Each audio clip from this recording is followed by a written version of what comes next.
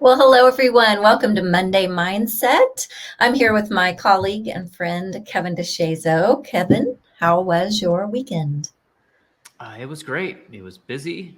Started off Friday. I got to travel for the first time in 364 days to be on site with a team. And we joked earlier. I could have just stood up there and cried for an hour.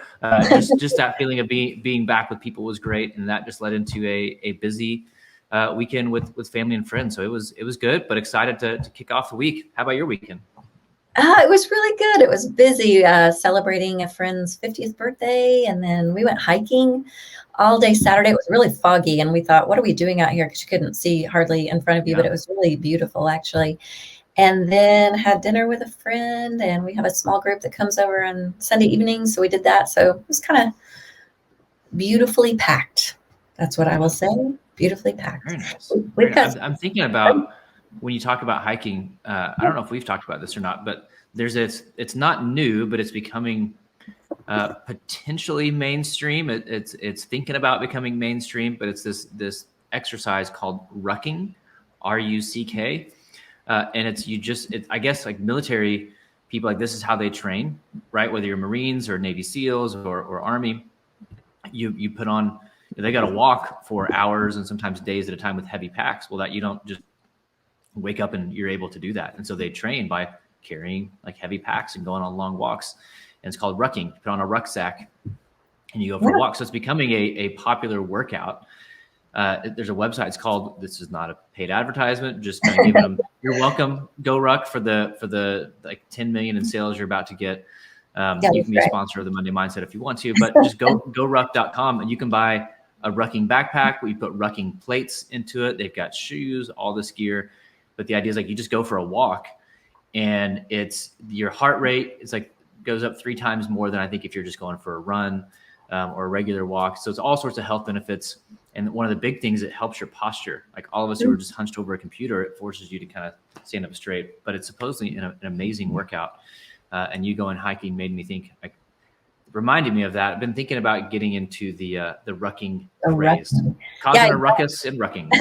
I'd not heard of that term before, but my husband and I, almost 2 years ago, we did the rim to rim a Grand Canyon hike. And so we did that. Our trainer told us, you better be, putting your backpack on, not only for the weight, but also for, the rim to rim was 22 miles or something in one day. And so you better, at least experience that weight on your shoulders and all that good stuff, and make sure your backpack doesn't make blisters, that kind of thing. So I'd never heard of rucking, but I like that. It's great. Yeah. I said when you were telling us late in the office, I said to someone with a baby, every mother knows what rucking is, because when you carry around a baby, that's right. For 2 years or whatever, you get that same experience. So that's exactly right. We invented rucking, mothers did. That's right. Per usual, and somebody else took credit for it. That's right. and monetized it. That's funny. Well, I always love enjoying starting the week with you and the Monday Mindset. We have quite a few people tuning in today. For some reason, LinkedIn isn't really linking today, but for those of you on Facebook, welcome. Then on the Giant platform, we've got people from California, we've got people from Alabama, Tennessee. So welcome all of you guys. Glad you're here with us. I know for the last several several weeks, we have had some interviews, and that's been really insightful. I love hearing from different people from different walks of life and different personalities, kind of showing how mindset is in their world. And I love that. But we've decided to take a little break from that this week. And so set us up. What are we going to talk about today, Kevin? Yeah. And for you guys also listening, if you have ideas for people that you think we should interview, shoot us shoot us an email, shoot Tracy an email. We're always open to hearing who you guys think have people who you admire their mindset, who you think would have some good insight. So shoot those suggestions to us. But today, Tracy and I are going to have a conversation about how mindset impacts your relationships. And you may have heard it said before that, people become the words that you say to and about them. But I also think it's true that people become the thoughts that you think about them. And so if you think of in any relational dynamic, right, whether it's your family, your spouse, it could be your boss, it could be a teammate, how you think about someone shapes how you show up for them. And let me give you an example. Let's say you've got a meeting today with your team at 2:30 this afternoon, And Doug jumps on. You're like, oh man, Doug, he's just all in your mind. You're thinking like, Doug's always difficult. I really wish he wasn't on this call. Like, this is going to take an extra 30 minutes thanks to Doug because he nags with questions. And oh, great. Here we go. Well, you've already decided that Doug isn't worth your best. And I know that sounds harsh, but you would never say that, but that's what you've decided, that Doug is negative and that he's exhausting and he's too critical and he's going to make the meeting go too long. So you've already decided that Doug is a problem. Well, if you think that way about Doug, do you think that you are going to then communicate well with him, engage well with him, really listen to what he has to say, value his opinion, value his perspective? Of course not. You're going to kind of ignore him. You're going to disconnect. You may be a little short with him. You may take some subtle shots at him. When he starts talking, you may just start doing something else, right? Completely ignoring what he's saying, checking out. Well, that's going to make Doug, he's going to notice that. Doug's not dumb, right? We notice when people kind of are doing those things when we're talking. And now Doug is going to have a negative thought about you. And so he's going to be more critical of what you have to say. He's not going to listen well to what you have to say, which is going to make you think, well, here goes Doug again, right? Being negative, being critical, being same old Doug. And it just becomes this cycle. It's a self-fulfilling prophecy. You decide Doug is negative or difficult, which means you don't treat him the way he should be treated, which makes him become negative and difficult. And so it just keeps going and keeps going and keeps going. And that becomes the norm that you create on your team and in your relationships over months, over years. And so we got to understand that our mindset impacts the way that we treat people. It impacts the way that we communicate. It impacts the way that we are present with people. And so we always, we've used the tool on this show probably 100 times at this point, but to know yourself, to lead yourself, to realize like, what's it like to be on the other side of you? Maybe Doug has been difficult in the past, or maybe you labeled him difficult because he critiqued one of your ideas. And now you think Doug is difficult. It's your own insecurity. But you've got to realize how that's causing you to show up. And the reality that it's creating on the other side of you isn't good. It isn't positive. It isn't healthy. And it's impacting the overall team. Because if you don't believe in someone, right, you're never going to fight for them. You're never going to bring your best for them. But the way that you think about Doug, and sorry if there's any Dougs listening, we think you're great, you're awesome, no matter what anybody says about you. But if the way you think about Doug is your choice. And so what if before the meeting, you thought about that negative person and thought like, I'm going to write down 3 things I really value about Doug. Maybe I value his critique because it's actually making us better. Maybe I value his attention to detail. Maybe I value his, consistency. I'm trying not to sneeze in the middle of a call. That was close. It's allergies. Everything's okay. Don't worry. We've now canceled coughing and sneezing here in 2021. That's right. And but if you would write down 3 things that you value about Doug, well, then you'd come into that meeting actually looking forward to what Doug has to say, and you would engage with Doug in a different way. You would communicate better. You'd be more present. You'd be more intentional, which then his response would be like, oh, wow, they're listening. They're engaged. They didn't tune me out. Awesome. Okay. And you're then able to create a better reality, to eliminate some of that relational drama simply by choosing to believe better in Doug or in that person who you've labeled as negative or difficult. Because again, the way that you think about someone shapes the way that you act toward them, which is, we've talked about it before. It's also true for yourself. Right? If you think negatively about yourself, you're never going to lead yourself well. You're never going to be kind to yourself. You're never going to fight for yourself. But that comes out in our team and relational dynamics as well. So we've got to be really, really careful with our mindset towards others. We've got a couple tools or kind of visuals to walk you through this, Tracy, if you want to pull these up. And this is from a conversation that we have with teams around this idea of the communication code. But so think about someone who has been a difficult reality with them, right? Could be a spouse, could be a teammate, could be a boss, could be an employee, could be a close friend, could be another family member or sibling. What has been your reality with them? So when you think about your mindset shaping your communication, it's a 2-way process. If you know our support challenge matrix, right? Balancing support and challenge, it creates a liberating culture, a culture of opportunity, a culture of empowerment, a culture of growth, a culture of intentionality. To protect people is to lower that challenge, but keep the support high. It's passive aggressive. It's enabling. It's not speaking the truth. You may have a protecting reality with someone. Maybe you've been protecting them. Maybe they've been protecting toward you. Maybe it's been you're dominating them. Way too much challenge and not enough support. So you're always critical, always pushing, always questioning, always attacking, always holding accountable. Well, how's that impacting the relationship? Why are you communicating that way to them? And again, we tend to do that with people that we don't believe in, people that we label as negative or difficult. Like we tend to dominate or protect those people, right? We kind of ignore them. Yeah, sure, great idea, and we move on. Or we're just constantly difficult on them, or we just completely back up and abdicate, say whatever.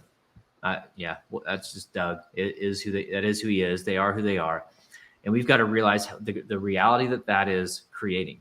So think about a person in your life that you have an unhealthy reality with right now. How has your mindset impacted the way that you've communicated with them? How's your mindset impacted the way that you've been leading with them? How's your mindset been impacting your actions toward that person? Again, if you don't believe in their best, if you think negatively about someone, that you can't mask that. That's going to come out in your words and your actions, and it's going to impact your reality with that person. So you can't fix them. Your job isn't to fix other people. It's to understand and own, like, oh man, my mindset might be contributing to this reality in an unhealthy way.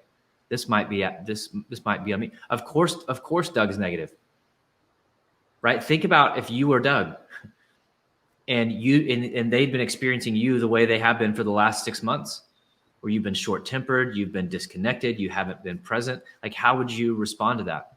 It's like, oh man, I wouldn't have a good response to that. Right? I'd be like, man, this person is not awesome. They don't care about me. They don't fight for me. They don't listen to me. Doug's probably labeling you as negative and difficult. And it is probably fair, right? Because of the way that you've been showing up towards Doug.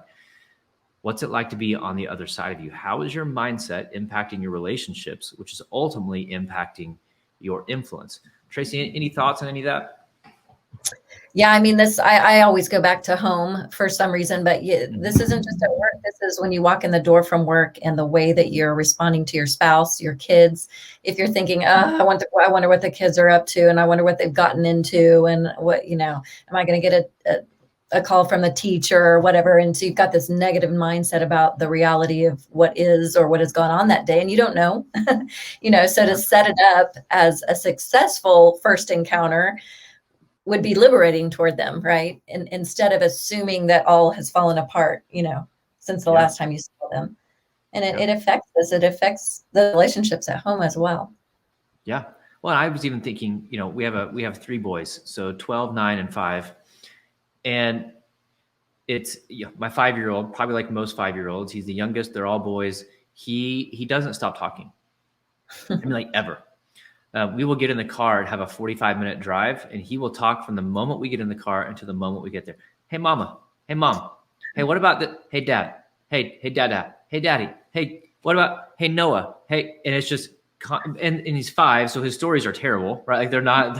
And he'll bring up something like, "Do you remember when I was whatever for Halloween? In 1973." It's like, sure, bud. Like, yes. And but the places, but it's really easy for my mind. Like, here we go again. Well, that's creating a negative interaction with him, right? He's not getting my best energy. He's not getting my best attention because I've just, here he goes again. And it's my own kid, right? So like, if I'm that way with my own children, like I can't get mad if like someday like, Dad, you're just not fun. You don't listen. I can't get mad at it when they're 16 and they talk to other adults as opposed to me. Like, hey, man, but why don't you talk to me? Like, I'm here for you. You know that, right? It's like, well, you can say that, Dad. But every time I've tried to tell a story, you start rolling your eyes and you check out. Oh, fair. Because since you were 5, I've decided that you were difficult, or it's a pointless story, whatever. And but like that impacts things, and it shapes and molds our relationship with people over the course of time. So it's with your spouse, it's with your friends, it's with your kids. I just think we have to be really, really difficult with how we label people, because there's significant power over that in terms of how we show up toward that person based on how we label them, which determines that reality, right? Again, if we decide And this doesn't mean, by the way, that you get along with everyone, that you're best friends with everyone. That's not the point. Like being on a team doesn't mean that you're best friends with people. It means you respect each other. It means you value their perspective. You do have a good working relationship, but that doesn't mean like you're going out and hanging out all the time. It means there is chemistry, there is some connection, there is some trust and relationship, but that's only going to happen if you choose to believe the best in that person. And we say like, no, this person matters. They may not be my favorite person, we may not be best friends, but I do want to value their opinion. I do want to value their perspective. I do want to honor like their story and where they've come from. If we can believe the best in people, well, then we'll actually do those things. Otherwise, it's not possible. Like you cannot have a healthy relationship with someone if you do not believe the best in them. It's just not possible, because you're ultimately going into that interaction for yourself or against them. Mm-hmm. But if you're in that interaction to be for them, say, no, I may not agree with what they say. I may not, receive critique well or criticism well, but I'm going to sit and listen and choose to value their perspective, because if they're like, at least they're speaking up. Mm-hmm. Right. It's like when, I work in the sports world a lot, and fans are crazy. And so athletic directors and coaches get all sorts of crazy hate mail from fans. I'm like, hey, I'd rather get crazy hate mail than no mail, because that means they care, right? They're at least invested. They're bought in. It's like you want them to care enough. So if you can label people difficult, well, maybe it's their lack of self-awareness. Maybe you just don't you don't jive their personality. But to choose to believe in the best for people means that you'll actually engage with them and give that relationship a chance to be a healthy one, be a productive one. Because the other piece of this is like, we know that relationships impact culture, right? For your team, for your family. And so if your team culture is off, look at those relationships, because unhealthy relationships are going to create an unhealthy or negative or toxic culture. Well, if you can learn to fight for those relationships and to value people, well, then you'll start to notice like, man, Doug actually isn't that difficult, right? Because like when you start to approach them in a different way, they will respond in a different way. Once you do it consistently, right? The first few times you're like, wait a minute, something's off. Do you want something from me? All right, is this a transactional thing?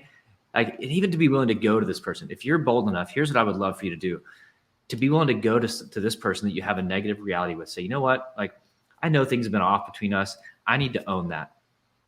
Yeah, I have incorrectly and unfairly just decided you were difficult or whatever it may be. And I need to apologize for that. Like, I'm going to treat you better because you deserve better. And it's not, you don't need an apology from them. That's not the point. But just say, you know what? Like, I'm going to be better because our team needs it. I need it. I don't like the friction. I don't like the tension. And it starts with me. I think it'd be really fascinating to see what would happen in that relationship, to say like, you know what, that's on me. That's my bad. And then in 6 months, think about where that relationship could be. Think about where your team could be if you just showed up a little bit differently towards the quote unquote difficult people.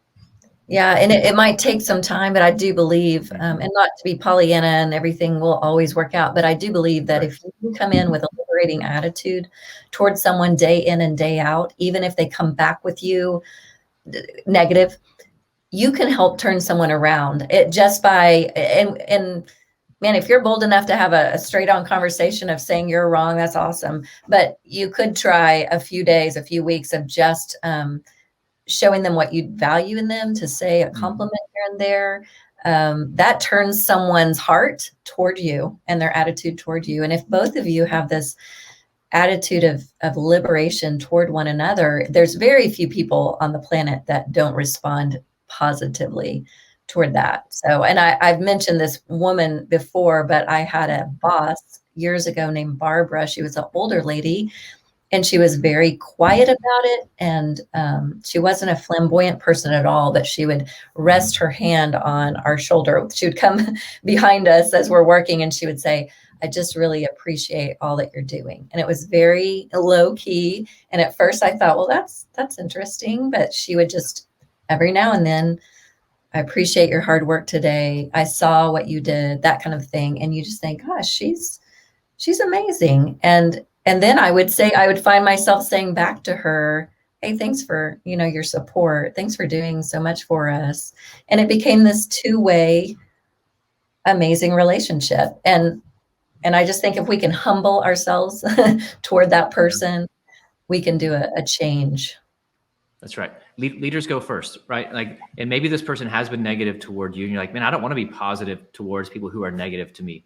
I get it, but somebody has to reverse the trend, That's right. and it will take time. Like to Tracy's point, it's like don't hear any of this as saying like if you are better to them at your 2:30 meeting today, suddenly everything is now better. That's not reality. Maybe that'd be awesome. Yeah, they might be suspicious of you, actually. That's right. Like, what's happening here? But if you keep doing that over time, they're going to realize like, okay, this is real. This person actually is changing their approach to me. They are changing their mindset toward me. And again, even the hardest people will almost always respond to that. What comes to mind, there's a great show. I don't even know if we've actually talked about it on the Monday Mindset. We should have. But it's a great show on Apple Plus called Ted Lasso. And if you haven't watched it, it's the best show that came out in the last year. It's unbelievable. And the framework is this guy was an American football coach at a small school. He goes and gets hired to coach a Premier League soccer team. Like, so world football, so soccer, from coaching American actual football, knows nothing about the game of soccer. And he's going over to coach this team. But his approach is like, he just cares about people. And there are people on this team who hate him, who hate their situation. They think he's ridiculous. Their insecurities are getting in the way. They could easily be labeled difficult. And he just keeps showing up and caring for them. He keeps showing up and fighting for them. He could have dismissed them at any time. Like, you know what? He could have gone to the manager and said, hey, this person is not buying in. I want him out. And I'm not going to spoil the show. The manager would not have traded these people because she kind of wants things to be difficult. But he could have dismissed these people, multiple people on the team, as difficult, as negative, as not bought in, as toxic. And they were those things to a degree. But what he saw in them was potential. What he saw in them was leader. And so he approached them that way. And time after time after time after time. And they were finally like, okay, all this ridiculous stuff this guy's talking about is actually true. And it's real. And it's who he is. And they ultimately they respond to that. And so I think you also have to give people, you have to have realistic expectations for people. So as you are changing your mindset toward them and changing the way that you approach them, again, it's not going to be an overnight change in them and how they respond to you. You have to give them permission to go down the same path you're going down. And it may take a little while, but you can't treat them differently for 2 or 3 weeks and then get mad at them because they're still operating the old way. Like, hey, I changed. Why didn't you change? Like, well, that's not fighting for people, right? That's calling people out. And so being willing to keep going and to believe like, no, I am going to continue to fight for you. Even if you are negative, even if you are difficult, like I'm just going to keep showing up. I'm going to keep giving you my best because you're actually worth it.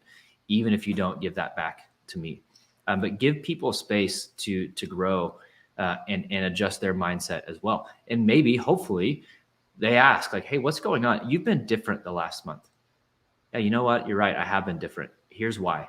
And that may be the catalyst they need. Because again, let's say they truly are being difficult. Well, they're not doing that on purpose, right? Who knows what's causing it? Yeah, there's probably something deeper there. That's right. So, I mean, practical question, you may or may not be able to answer, but how long do you give it? I mean, if you're an employee and or employer and you have an employee that's just, and they're negative and you've tried these things, how long do you give it? I mean, before you have the hard conversation or you say, this person is so toxic that we can't have them on our team? It's a great question. There's no magic timetable. And by the way, we're getting ready to get into questions. So if you guys who are listening have questions, throw those in the chat. I think, it's if it's employer to employee, I think you give people, and this is just my opinion, 3 chances to change behavior. And I don't know if that doesn't mean 3 chances in a year. That doesn't mean like 3 days in a row, right? You got to figure out what is reasonable. And we would say, are they being responsive or are they being resistant? Resistant is like they're just consistently pushing back. I don't like this. I don't agree with it. You're wrong. Well, the resistant people are toxic to culture. But if they're trying to get better, they just keep making mistakes. They just keep kind of going back into old habits. Then that's a person we can fight for. And you've got to figure out like what pace of progress really matters. I mean, are they making progress? Like, they're better once every 6 meetings, but five out of 6 meetings, they're still terrible. Well, that's not really progress. So you've got to figure out what's best for your organization. But I think part of that is sitting down and actually laying out the expectations and communicating it to that person. Say, hey, you've been here. We need you here. I realize I played a role in that. But let's start working together to make this better. And we're going to meet consistently over the next 6 months and give that person an opportunity to change and actually walk through it. But if they're consistently resistant, then you have to get rid of them.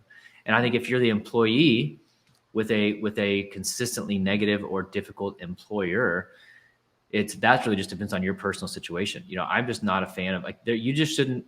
Now, I'm way overgeneralizing, but you should not go into a place every day that you hate to work, right? With a boss who doesn't value, who doesn't appreciate you, who's just constantly mean. And there's a difference, by the way, between being lacking self-awareness and being difficult and abusing employees, right? Talking two different things. Yeah. But if it's just a difficult boss who's just consistently difficult and doesn't care to change, well, this is how I am. And if you don't like it, you can leave and say, okay, then I'll leave. Because you can go find somewhere else with a better boss in a better situation. And you actually deserve that. You don't have to have a terrible boss. But you've got to make decisions, obviously, that fit in with your family's goals and your financial situation. And I think it's also really interesting. Sometimes there's just a season where you sit under a difficult boss. And this sounds to don't hear what I'm not saying. I'm not saying go to work every day for someone you hate. But there are times you need to learn what bad leadership is, and you need to learn some character. You need to learn some grit, some perseverance, and how to get through difficult situations and difficult seasons. And there's actually value in that. There are lessons in that. Again, I'm not saying do that for 10 years, but sometimes you're just going to have a difficult boss, and that may be the season that you're in, and it's a test for are you actually who you say you are in those moments? To say I have a difficult boss, but you still get to control how you show up and how you lead up, even when they're not leading down very well. Yeah, I would say some of the best teachers I've had are those that are not what I want to be. And so when it makes it really clear, oh goodness, it makes you introspective. Do I do that? And you want to change. That's right. We have one question coming in, and it is from Janice. She just says, I have a negative coworker who makes fun of my positive mindset. How do I handle this? And I will say this, there are those bubbly people that are just always, positive, and they might rub people the wrong way because it feels like, do you have a real life? Because I have real problems. I can see some personalities thinking that that's over the top. And maybe that's how Janice is. Maybe not. Maybe she's just, positive, and this person isn't. Yeah, Janice, I think you just punch her in the face with positivity. No, it's interesting. And here's what I found is that people who are trying to be better, right? Who are trying to lead better, who are trying to be more positive, who are trying to have a better mindset. You are a threat to people who are trying to live average lives, to people who are just trying to go through the motions. Because you're not allowing them to be negative. You're not allowing them to live in this state of average, of mediocrity. You're saying, no, there's a better way. And I'm going to choose to consistently live this better way. And so better is constantly a threat to average. It's one, understanding that. Two, understanding that for this coworker, it's his or her own insecurities, right, coming out, that's causing them to respond so negatively to you being positive, and to have some empathy for that. Man, they're in such a place that they are threatened, that they feel that they don't like positivity. It's not they don't like it, right, but they're just in such an unhealthy place that's their response to it, which is really unfortunate. That they're in that place, and that's a person that you need to be fighting for, to say, hey. And I would take, this current season that we're in, with COVID, there's a lot of really anxious people, and it's causing them to be angrier than usual, have shorter tempers than usual, to be more critical than usual. And it's that's not who they are. It's their current situation that's causing that to bubble up in them and then come out of them and say, okay, I get it. It's not an excuse for their behavior. It's I get it. I get why you're responding this way. So let me actually choose to fight for you instead, because I don't want you to live down here. I don't want you to be insecure or anxious or angry. So I think being willing to see that person through how their insecurities are shaping the way they show up. Excuse me. And I think then just being willing to have a conversation. Hey, it feels like you're constantly kind of coming after me, and I'm not mad at you for it. But I'd love to have lunch. I'd love to learn about your story, hear what you're going through, hear what's going on in your life. and be willing to sit and listen to them. Because my guess is very few people actually sit and listen to that person and be present with that person and fight for that person. And so I think because the more you do that, you're humanizing you, right? You're not just Janice with the positive mindset. It's like you're Janice. And they see like, man, this is the person I need to be critiquing or making fun of. This is a person I need to be following and learning from. And so for you to take that position of like, hey, I'm an adult. I can take you making fun of me. You know, it's not middle school. I'm strong enough for that, but I'm not just going to shrink back in silence. I'm actually going to lean in and flip it back on you and choose to fight for you in the midst of it. Well, it's hard to make fun of a person who's going to fight for you. It's hard to make fun of a person who's going to like commit to your highest good when you've done the opposite to them. And so I think being willing to engage in a conversation with them, again, not necessarily saying like, why are you being a jerk to me? Like, hey, let me hear your story. Like, I'd love to hear what's going on in your life. What do you think, Tracy? How would you handle that? No, I'm with you. It's hard. Again, the word humble keeps coming to my mind. It takes a lot of humility on your part to be able to do that, because our natural state as human beings is to lash out at people and, oh yeah, all of that. But it takes a humble spirit to be able to turn it and show them that you're fighting for them. So I love that advice. That's right on. Yeah. Well, we are actually at the end of our half hour here. So no more questions coming in at this point. So thank you. That was good. That was practical. I'm gonna have that mindset of going into that green line is what I keeps coming through my mind. That green line of me toward them, having an attitude of liberation. I love that. That's right. Well, yeah, thanks, I think for you guys listening too, it's so maybe the takeaway is think through your meetings today or this week, depending on how much of a planner you are.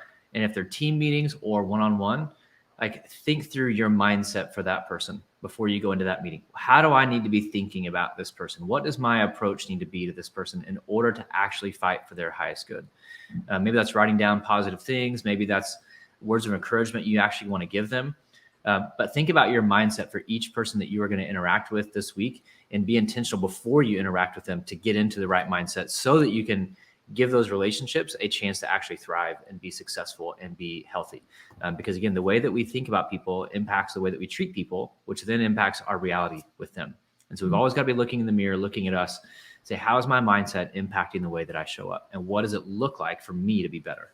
That's good. Hey, real quick, another question is coming in. Do you have time? Yeah, sure. Okay. Yeah, Laura asked also, she says, how would you approach a person who probably needs professional therapy? So you can tell it's over the line.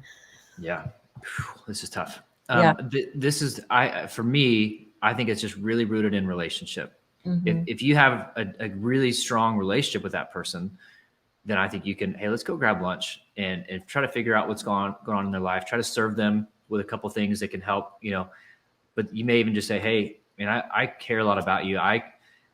Clearly something's going on. I'm willing to help to a degree, but there's a level that I can't, I'm not qualified to help. I'm always willing to listen. I'm always willing to grab coffee. I'm always willing to talk through things, but you may need something else. You may need someone else. It would be great to have a list of recommendations. And I would, especially, it may be better to have someone who has gone through some counseling to say, hey, I had to deal with this too. Because people, what I believe is that person is going to feel like you're attacking them. Regardless of your intent, you're actually thinking you're doing what's best for them. Put yourself in their shoes. They're going to think, oh, what do you mean I need therapy? What do you mean I need professional help? Right? Because their insecurities are going to really come up in that moment. And so it'd be really helpful, I think, to have someone who's like, hey, I get it. I responded the same way. I was blind to some things as well. I thought it was ridiculous, or I could fix it myself. I couldn't. I had to deal with some stuff. This really worked for me. And so to have someone approach them with that conversation who's done that. But I think that just has to be approached really, really, really carefully, because that can cause some really significant fractures in a relationship, which is not your fault. Because again, you're trying to fight for their highest good. But again, putting yourself in their shoes, that's never going to feel good. Unless they're just really, really in a spot where they can receive it, which I've just found is not most people just aren't there. So I think you just have to be really, really careful about what that looks like, and potentially even framing a conversation to where they lead themselves to that point. Hey, what do you want? What are you facing? Where are you trying to get to? Okay, well, what are you trying to do to help with that? It may be good for you to talk to someone, and someone more than just a coach, someone more than just like a leadership person, but maybe a counselor, maybe a therapist. And so framing a conversation to where they get to that. And it's not, I don't mean that to manipulate people, right? But people will often buy into things when it's their own idea versus coming from someone else, right? So if you can gently lead them down that path to get them to realize, like, I may need to get some help. Mm-hmm. Yeah, you do. That's okay. I'll walk right alongside with you. Right. It's like, make sure they know, like, I'm not abandoning you. I'm like, hey, I can help you here, but now you got to go over here for something else. Like, no, I'm still in this walk with you. I'm still in this fight with you. But it's a really difficult conversation to navigate. Absolutely. Yeah. Tracy, any thoughts? Yeah, I'm just with you. I think great advice that it's all about trust and relationship first. You can't have that conversation with someone who doesn't trust you or have a deep relationship with you. So yeah, that's good. Yeah. Well, we're over time. So thank you so much. That was super helpful, very practical. I love the idea of going through your calendar and just thinking about those relationships and being mindful and intentional. So thanks as always, Kevin. Thank you to all of you who are tuning in. Join us back here next Monday and also this Friday morning. Well, morning for us, depends where you are in your part of the world, but 8 a.m. Eastern time. Steve Cockram is doing a really neat 16 episode series on personality, and it's live interviews, and it's really good. So encourage you to join us there, but also next Monday with Kevin. So we'll see you next time.